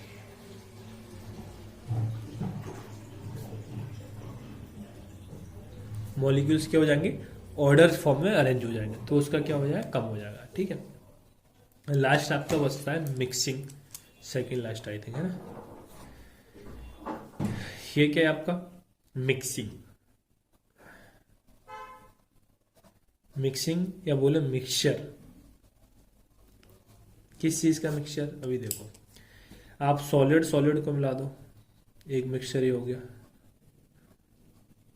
ठीक है, या लिक्विड लिक्विड का मिक्सचर ले लो, लिक्विड में लिक्विड मिला दो, या गैस गैस का मिक्सचर ले लो। ठीक है, तो इन सारे केसेस में एंट्रोपी क्या होती है, बढ़ती है।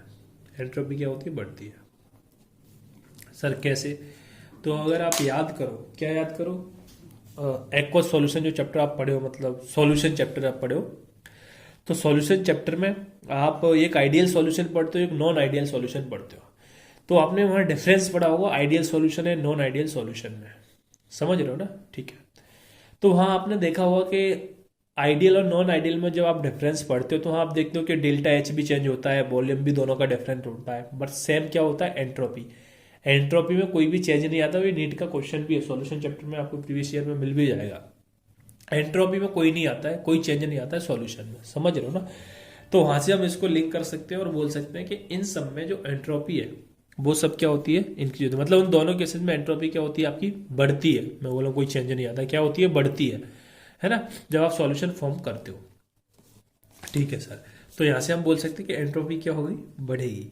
और सीधी सी है ना, तो हाँ ये आपने उसमें सॉल्यूशन चैप्टर में ये चीज आपने पढ़ी होगी। आइडियल नॉन आइडियल का तो एक बार डिफरेंस देख लेना, वहां आपको ये चीज लिखा मिल जाएगा। ठीक है सर, और लास्ट केस है केमिकल रिएक्शन। केमिकल रिएक्शन, ठीक है, केमिकल रिएक्शंस की हम बात करें, देखो यहाँ कंफ्यूजन नहीं होना, मैं एक बार और बता देता हूँ। जैसे आपने आइडियल नॉन आइडियल चैप्टर पढ़ा, तो वहां हम देखते हैं कि डेल्टा एच वॉल्यूम दोनों केसेस में आइडियल और नॉन आइडियल में डिफरेंस होता है ना, अलग अलग होते हैं। पर एस में कोई डिफरेंस नहीं होता है, क्योंकि जब भी आप सॉल्यूशन फॉर्म करते हो दोनों केसेस में एंट्रोपी क्या होती है, आपकी इंक्रीज होती है। ये चीज आपने वहां पढ़ा होगा, मैं ये चीज बोल रहा हूँ, है ना। तो वहां देख रहा, नहीं तो आप सीधा ये रख सकते हो, सॉल्यूशन में क्या होगा, बढ़ेगा। ठीक है सर, और नेक्स्ट हम बात करेंगे केमिकल रिएक्शंस की। है ना। अब देखो केमिकल सिलेक्शंस में अभी हमको यहाँ का क्या करना है, सिर्फ साइन प्रिडिक्ट करना है कि एंट्रोपी का साइन पॉजिटिव आएगा या नेगेटिव आएगा। पॉजिटिव का मतलब क्या है, एंट्रोपी इंक्रीज होगी, नेगेटिव का मतलब क्या है, एंट्रोपी डिक्रीज होगी, ये पता करना है। उनकी न्यूमेरिकल वैल्यू निकालना हम सीख चुके हैं अभी, इसी लेक्चर में अपन आगे क्वेश्चंस कर चुके हैं पहले प्रीवियस में, है ना। ठीक है, तो इसमें आपको क्या पढ़ना है, सिर्फ साइन प्रेडिक्ट करना है कि किस रिएक्शन का साइन, और ये इंपॉर्टेंट है, सबसे ज़्यादा इंपॉर्टेंट मैं इसी को दूंगा, है ना, क्योंकि इसके ऊपर आपसे क्वेश्चंस पूछे जाते हैं जो मैं आपसे बोल रहा हूँ। अगर एंट्रोपी के केस में सबसे ज़्यादा इंपॉर्टेंट है तो ये, ठीक है। उसके बाद में जो फेस चेंजेज आपको कराए हैं, है ना, फिर बाद में वो आइडियल गैस वाला जो आ जाएगा एंट्रोपी वाले टॉपिक में। बस थोड़ा 5 मिनट का और है, 5-7 मिनट का, तो अपना ये एंट्रोपी वाला टॉपिक खत्म हो जाए, फिर गिब्स एनर्जी और second law, third law, thermodynamics next lecture में खत्म कर लेंगे। तो इसमें हम बात कर रहे हैं केमिकल सिलेक्शंस की। तो यहाँ आपको क्या करना है, सिर्फ साइन प्रेडिक्ट करना है, तो मेजर ठीक है। तो अपन साइन प्रेडिक्ट करेंगे। अब हमको पता है जब भी आप केमिकल सिलेक्शंस लिखते हो तो उसमें 3 फेजेज आ सकते हैं, सॉलिड, लिक्विड और गैस।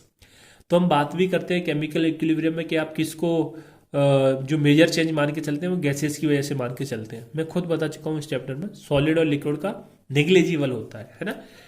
समझ रहे हो ना, सॉलिड से लिक्विड में जाएगा तो वॉल्यूम में कितना चेंज होगा, और सॉलिड से गैस में जाओगे तो कितना ज़्यादा चेंज होगा। समझ रहे हो ना, ये मूल्य का मतलब है। तो यहाँ लिखोगे पहले major change in entropy occurs because of gas,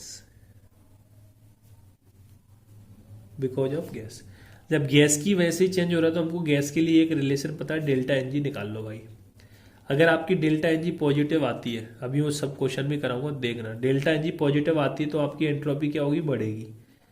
क्या होगी, बढ़ेगी। सर मतलब ये हुआ डेल्टा एंट्रोपी पॉजिटिव कब आएगी, जब प्रोडक्ट साइड में गैसेस मॉलिक्यूल्स ज़्यादा होंगे। तो समझ गए ना कि रिएक्टेंट से ज़्यादा कहाँ है, प्रोडक्ट साइड में, जब तो डेल्टा एन जी पॉजिटिव आएगा। डेल्टा एन जी निकालने का फॉर्मूला क्या होता है, number of moles of reactant molecules in gases phase, sorry number of moles of, delta N G लिख रहा हूँ, number of moles of gas in product minus number of moles of gas in reactant phase, है ना। ये आपका क्या होता है, delta N G. Delta N G, तो डेल्टा एन जी पॉजिटिव कब आएगा, जब प्रोडक्ट साइड में गैस के मॉलिक्यूल्स ज्यादा होंगे, जब तो पॉजिटिव आएगा। तो मतलब क्या है, एंट्रोपी बढ़ रही है, ठीक है।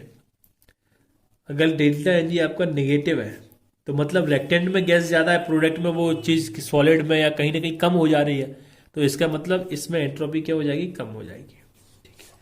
अब थर्ड आता है डेल्टा एन जी जीरो, ठीक है। तो डेल्टा एन जी जीरो है तो इसका मतलब क्या हुआ कि आपका जो डेल्टा एस है, डेल्टा एस है वो आपका जीरो नहीं होगा। बट कई बुक में क्या लिखा है, यहाँ जीरो लिखा है, उन्होंने चेंज नहीं किया। अभी मैं उसका आपको प्रूफ और दोनों चीज बता रहा हूँ क्यों नहीं होगा। अच्छा, इस केस में यार डेल्टा एस क्या होगा, पॉजिटिव होगा। इस केस में डेल्टा एस क्या होगा, नेगेटिव होगा। ये भी लिख लेना, मैंने डायरेक्ट ये चीज लिख दी है। अब इसमें डेल्टा एन जी जीरो हो तो डेल्टा एस आपका जीरो नहीं होगा, तो क्या होगा, अब वो दोनों में से कुछ भी हो सकता है, वो डिपेंड करेगा। अगर डेल्टा एस पॉजिटिव भी हो सकता है और डेल्टा एस नेगेटिव भी हो सकता है। फिर से बोलो, कई बुक में यहाँ जीरो लिखा है वो चीज़ गलत है। अभी मैं आपको इसको एक क्वेश्चंस के थ्रू अपन इसको देख भी लेंगे, है ना। ठीक है सर, तो यहाँ एक 3 केस बन गए। क्वेश्चंस क्या है, जैसे आपने लिखा H2 gas plus Cl2 gas, यहां से क्या आया, HCl गैस, ये फॉर्म होगा ना, समझ रहे हो ना। H2 gas plus Cl2 gas, यहाँ से क्या है 2HCl हुआ। तो मैं इसमें आपको क्वेश्चन ही बना लो इसको। तो इसमें आप डेल्टा एन जी निकालोगे तो कितना आएगा, जीरो आएगा। कितना आ रहा है, जीरो। बट इसमें आप देखो आपकी रेंडमनेस क्या होगी, बढ़ेगी। अभी कैसे बढ़ेगी मैं न्यूमेरिकल क्वेश्चन से ये बता पाऊंगा, है ना। अभी इसको देखो, है ना। दूसरा, अगर आपने इसलिए कहा 2HCl से आपने गैस फॉर्म है ना, यहां से कन्वर्ट किया H2 gas plus Cl2 gas, तो अगर मैं इसके डेल्टा एन जी की बात करूं तो जीरो होगा। बट इसमें जो एंट्रोपी है वो क्या हो रही है, घट रही है। क्या हो रही है, घट रही है, ठीक है। सर कैसे, देखो अभी आपने थोड़ी देर पहले क्वेश्चंस कराया, मैं थोड़ा उस क्वेश्चन को लेता हूँ। क्वेश्चंस कौन सा था?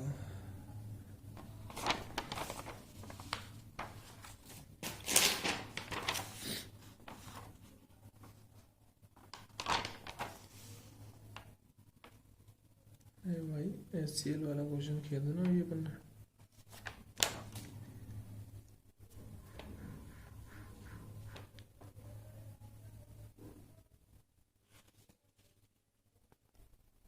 देखो मैं इस क्वेश्चन की बात कर रहा था। इस क्वेश्चन में देखो अपने रिएक्शन क्या लिखी थी, H2 + Cl2 2HCl। क्लियर है? तो यहां से आपने देखो डेल्टा एस आर आपने कितना निकाला, 30 जूल पर मोल केल्विन, है ना, रेट से निकालना। ये रिएक्शन सेम है जो अभी मैं आपको लिखा हूं यहाँ पे, वही वाली रिएक्शन है। तो यहाँ से आपने डेल्टा एस आर ये कितना निकाला है, 30 जूल पर मोल केल्विन। अगर मैं इस रिएक्शन को रिवर्स कर दूं तो डेल्टा एस भी क्या हो जाएगा, नेगेटिव हो जाएगा। आप समझ रहे हो ना? दूसरे वे में अब देखो इस रिएक्शन को, यहाँ ये रिएक्शन अपन ने लिखी है H2 + Cl2 डेल्टा HCl, इसमें भी डेल्टा Ng जीरो है, जीरो है। मैं बोल रहा हूँ डेल्टा एस पॉजिटिव होगा, तो अपन ने देखा यहाँ क्वेश्चन के थ्रू ये पॉजिटिव है। दूसरी चीज मैं ये बोलना चाह रहा हूँ कि जैसे डेल्टा एच में इसको रिवर्स कर दिया तो भाई जैसे अपन ने बहुत सी चीजें पढ़ी हैं, मतलब जैसे डेल्टा एच एंथैल्पी पढ़ रहे थे, वो भी एक एक्सटेंसिव प्रॉपर्टी थी, उसको रिवर्स करे तो वैल्यू क्या हो जा रही थी, नेगेटिव हो जा रही थी। तो सेम चीज इसमें भी हो जाएगी। जब आप इसको रिवर्स किया, यानी इस रिएक्शन को रिवर्स किया, तो ये सिम्बॉल भी क्या हो जाएगा, चेंज हो जाएगा, तो क्या हो जाएगी, नेगेटिव। यानी कि इस क्वेश्चन के फॉर्म में बताऊं, आप 2HCl से ये जाओगे तो ये क्या हो जाएगी, -30 जूल पर मोल केल्विन। ठीक है? तो यहाँ इसका ये मीनिंग है, ठीक है, इस चीज का जो मैं आपको अभी बोल रहा था। ठीक है, ओके सर। तो अब आपको बस याद ये रखना है कि जीरो अगर डेल्टा एन जी है तो इसका मतलब ये बिल्कुल भी नहीं है कि क्या, बिल्कुल भी नहीं है कि उसकी एंट्रोपी भी जीरो होगी। क्लियर है? ठीक है सर, ओके।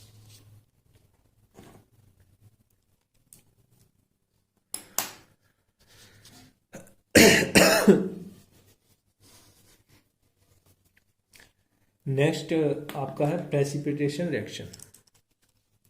इसी के अंदर प्रेसिपिटेशन रिएक्शन, अगर प्रेसिपिटेशन रिएक्शन की बात करें तो इसमें हमेशा एंट्रोपी क्या होगी, आपकी डिक्रीज होगी। दैट मीन्स डेल्टा एस की वैल्यू क्या होगी, नेगेटिव, तो एंट्रोपी क्या हो जाएगी, डिक्रीज होगी।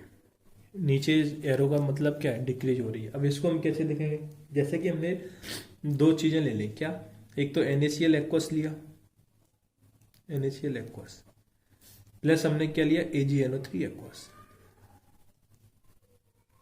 ये दो एक्वस चीजें ली हमने। हाँ सर, जब ये दोनों रिएक्ट करें तो क्या बनाएंगे, AgCl बना लेगा। ये क्या है आपका, व्हाइट प्रेसिपिटेट, PPT क्या है, व्हाइट प्रेसिपिटेट सॉलिड। और ये क्या, एक क्या बनाएगा, NaNO3 एक्वस। तो यहाँ पे देखो भाई, ये तो दोनों एक्वस से सॉलिड फॉर्म हो गया एक चीज का, तो मतलब क्या हो गया, इसकी रेंडमनेस कम हो गई, सॉलिड में आ गया तो मतलब इसकी रेंडमनेस क्या हो गई, कम हो गई, तो इसलिए एंट्रोपी क्या हो गई, कम हो गई। ठीक है? और नेक्स्ट है पॉलीमराइजेशन रिएक्शन।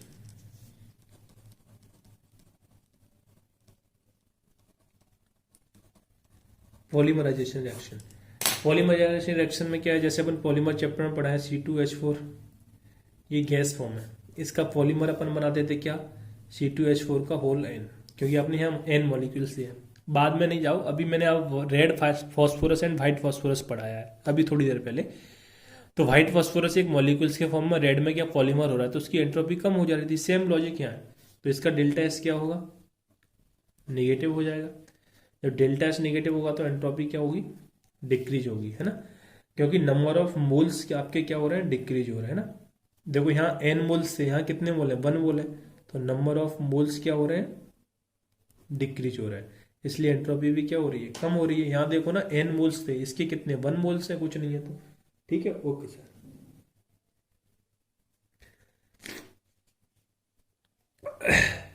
ठीक है, अब मैं इस पे कुछ क्वेश्चंस दे रहा हूँ, उसके आंसर आपको खुद से करते जाने हैं, फिर मैं उनके आंसर्स बताता हूँ, है ना। एग्जाम्पल्स ही है पर अपन को क्वेश्चन के फॉर्म में लिख ले रहे हैं, है ना। ठीक है, calculate sign of delta S for following.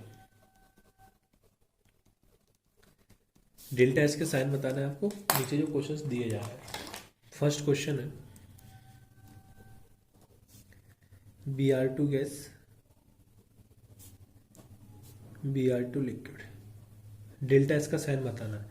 जैसे फर्स्ट का मैं बता देता हूँ, इसका डेल्टा एस क्या होगा, नेगेटिव होगा, क्योंकि गैस से लिक्विड जा रहा है ना। अब आप खुद करते जाओगे, CaCO3 solid,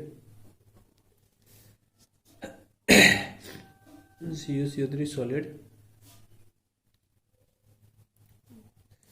plus CaO solid plus का CO2 gas. Third N2 gas plus का 3H2 गैस, यहाँ से फॉर्म होगा 2NH3 गैस। और next freezing of water, freezing of water, freezing of water का मतलब क्या है, H2O लिक्विड से कहाँ जा रहा है, H2O सॉलिड। आपको सिर्फ क्वेश्चन में इतना दिया रहेगा ना, ये मैंने रिएक्शन लिख दिए जिससे आपसे क्वेश्चन बन जाए। नेक्स्ट फिफ्थ क्वेश्चन है, देख रहा है, ठीक है। फिफ्थ है Fe, that means Fe 300 kelvin, Fe दिया है आपको 400 केल्विन पे। और 6 है 2H गैस, आपको दिया है H2 गैस, है ना, ठीक है। नेक्स्ट दिया है H2 gas 2 atm, 2 atm pressure दे रखा है इसका, और इधर भी H2 गैस है बट यहाँ प्रेशर दे रखा है 5 atm, है ना। और लास्ट वन है 8th नंबर का O2 गैस, इसमें आपको दे रखा है 2 atm प्रेशर और 300 केल्विन, ठीक है। और इधर फॉर्म कर रहा है O2 गैस, और यहाँ दे रखा है आपको 1 atm प्रेशर 400 केल्विन। अब आपको इन सब में डेल्टा एस बताना। देखो फर्स्ट से बात कर लेते हैं। इसमें तो डेल्टा एस निगेटिव होगा क्योंकि इसमें डेल्टा एन जी क्या आएगा, निगेटिव आएगा, है ना, इधर गैस है। दूसरी इसमें आपका डेल्टा एन जी क्या आएगा, पॉजिटिव आएगा, क्योंकि प्रोडक्ट साइड में गैस है, इधर कोई गैस नहीं है। तो इस केस में डेल्टा एस आपका क्या हो जाएगा, पॉजिटिव हो जाएगा, ठीक है। ये अभी बता चुका हूँ आपको, डेल्टा एन जी पॉजिटिव तो डेल्टा एस भी पॉजिटिव। इसमें देखो आपका डेल्टा एन जी क्या आ रहा है, निगेटिव आएगा, समझ रहे हो ना, क्या आएगा, निगेटिव। प्रोडक्ट साइड में 2 है, रिएक्टेंट साइड में 3 + 1 कितने हो गए, 4। तो 2 - 4 करोगे तो कितना आएगा, -2 डेल्टा एन जी। माइनस आया मतलब डेल्टा एन जी निगेटिव, तो डेल्टा एस भी क्या होगा इसका, निगेटिव, है ना, ठीक है sir. Freezing of water, freezing of water में क्या हो रहा है, लिक्विड से गैस सॉलिड में जा रहे हो, तो इसमें भी क्या होगा, डेल्टा एन जी का तो कॉन्सेप्ट नहीं है, बट आपको इतना तो समझ में आ रहा है, लिक्विड से सॉलिड में जा रहे हो तो एंट्रो इसकी रेंडमनेस क्या होगी, कम होगी, तो एंट्रोपी भी क्या होगी, कम होगी, तो कैसा आएगा, नेगेटिव। यहाँ देखो एफ ही है दोनों साइड, बस देखने वाली चीज है, यहाँ 300 टेम्परेचर है, 400 टेम्परेचर है। तो ये बात हम पहले ही कर चुके हैं कि अगर आप टेम्परेचर इंक्रीज करते हो, क्या करते हो, टेम्परेचर इंक्रीज करते हो, तो एंट्रोपी क्या होगी, इंक्रीज होगी, तो मतलब डेल्टा एस आपका क्या होगा, इसका पॉजिटिव हो जाएगा, क्या हो जाएगा, जो पॉजिटिव हो जाएगा। इधर देखो 2H गैस से H2 गैस में जा रहा है, तो यहाँ भी आपका क्या आ रहा है, डेल्टा एन जी निगेटिव। इसको डेल्टा एन जी से आप देखोगे, जब डेल्टा एन जी निगेटिव आ रहा है, समझ रहे हो ना, प्रोडक्ट साइड में एक ही गैस है, इस साइड में 2 गैसेज है, वैसे भी आइसोलेटेड गैसेज सेटअप है, तो इसका डेल्टा एस क्या हो जाएगा, पॉजिटिव हो जाएगा, ठीक है, ओके सर। अब इसमें आ जाओ 7th में, यहाँ H2 गैस 2 atm पे, यहाँ पे H2 गैस 5 atm पे, तो मतलब प्रेशर क्या हो रहा है, बढ़ रहा है। जैसे सिलेंडर में गैस भरा है, आप उसके ऊपर प्रेशर बढ़ा रहे हो तो वो लिक्विड में कन्वर्ट होती है, पता है कि नहीं पता। एलपीजी जो घर में यूज करते हैं लिक्विड फॉर्म में होती है सिलेंडर के अंदर, पता है कि नहीं पता, पता है सर। तो मतलब आप प्रेशर 2 atm से 5 atm बढ़ा रहे हो, तो रैंडमनेस क्या कर रहे हो सर, कम कर रहे हो। तो आप ये बोल सकते हो प्रेशर बढ़ा रहे हो तो वॉल्यूम क्या हो रहा है, कम हो रहा है। और हमने तो बोला भाई रैंडमनेस तो वो होगी जिसका वॉल्यूम ज्यादा होगा, इसलिए तो हम बोल रहे हैं कि गैसेस का रैंडमनेस ज्यादा हो रहा है, मतलब रैंडमनेस ज्यादा है गैसेस का, इसलिए उनकी एंट्रोपी ज्यादा है। डेट मीन्स इसमें डेल्टा एस कैसा होगा, निगेटिव, है ना। क्योंकि प्रेशर बढ़ाने पर वॉल्यूम कम होगा, डेल्टा एस नेगेटिव। अब लास्ट इस केस में देखोगे आप, इसमें प्रेशर क्या हो रहा है आपका, कम हो रहा है, टेम्परेचर क्या हो रहा है, बढ़ रहा है। तो भाई प्रेशर कम हो रहा है तो वॉल्यूम क्या होगा, बढ़ेगा, और टेम्परेचर भी बढ़ रहा है, तो दोनों आपकी फेवरेबल कंडीशन हो गई, क्योंकि टेम्परेचर बढ़ने पर भी रैंडमनेस बढ़ती है और प्रेशर कम होने पर भी रैंडमनेस बढ़ती है, मतलब डेल्टा एस क्या हो गया, पॉजिटिव। क्लियर है? उम्मीद करता हूँ सारी चीज़ आपको क्लियर हो गई होंगी। अब देखो यहाँ तक अपना एंट्रोपी वाला पार्ट खत्म हो जाता है। अब इसमें बस अपना हो जाता है second law of thermodynamics and first law of thermodynamics, sorry third law of thermodynamics और गिब्स फ्री एनर्जी। एक लेक्चर का आई थिंक 1-1.5 घंटे का टॉपिक और बचा है, फिर अपना ये चैप्टर कंप्लीट हो जाता है। उसके बाद एक लेक्चर और आएगा जो आईआईटी वालों के लिए होगा बस, है ना। तो आज के लिए इतना ही, पढ़ते रहिए, खुश रहिए। Thank you, good bye.